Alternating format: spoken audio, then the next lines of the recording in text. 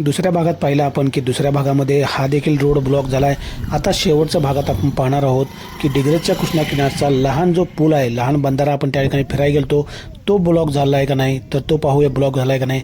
तर जाताना मला दिसलं एका ठिकाणी, तर ह्याच बैलजोडीचा मगाशी भोकऱ्यांना व्हिडिओ करत बसले होते, तर या बैलजोडीच्या एका बैलाच्या तोंडाला काहीतरी बांधलेलं आहे, कारण की तो बहुतेक खात असणार आहे। कारण की बैला शेतामध्ये जो बैल चरत असतो, शेतामध्ये पीक नुकसान करणं म्हणून त्या तोंडाला बांधलं असतं, आणि एकाच्या तोंडाला बांधले आणि एका तोंडाला बांधलं नाही, म्हणजे एक जो आहे तो नक्कीच तिथे चरत असणार, जेवण करत असणार, म्हणजे खात असणार, काय तर खात असणार जाता जाता।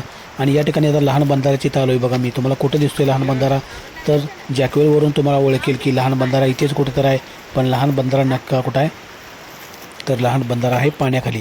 या पूर्ण पाण्याखाली लहान बंधारा गेला आहे आणि बरोबर स्ट्रेट इथे दिसते तुम्हाला काठी अडकली आहे, तिथे काठी अडकली आहे म्हणजे तिथे लाकडाची काठी वगैरे अडकून बसलेली आहे, आणि त्या खाली बरोबर लहान बंधारा आहे, आणि लहान बंधारा पूर्णपणे पाण्याखाली गेलेला आहे।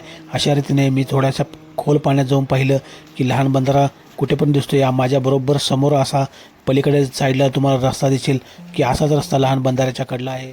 आणि मी सांगितल्याप्रमाणे हा तिसरा भाग अतिशय लहान होणार होता, कारण की दिग्रजच्या कृष्णाकाठी पहिला रस्ता बंद झाला, त्या ठिकाणी काय घडलं तुम्ही पाहिलं, काल पाहिलं दुसरा रस्ता बंद झाला, आणि आज हा तिसरा पूल बंद झाला, म्हणजे दिग्रजच्या कृष्णाकिनारी सर्वच रस्ते बंद झाले आहेत, आणि अशा प्रकारे इथे बंद झाला पूल तुम्हाला दिसेल पाण्याखाली गेलेला आहे। उद्या भेटू एका वेगळ्या भागात।